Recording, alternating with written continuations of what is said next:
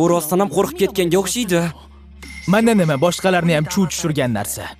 Lift tugmachalariga yaxshilab qara. Nima qildi? Lift ichidagi prank taxminan 2 daqiqadan oshiq davom etgan. Nimaga endi 7 qavatli binoga chiqish uchun shuncha vaqt ketish kerak ekan?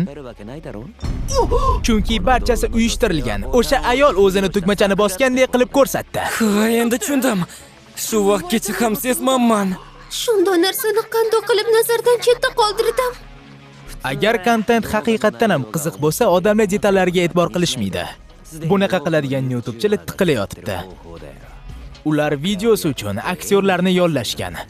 Mana masalan bu videoda ular voyaga yetmagan bolani chekib turgani uchun politsiya chaqirishgan deb o'ylaysanmi?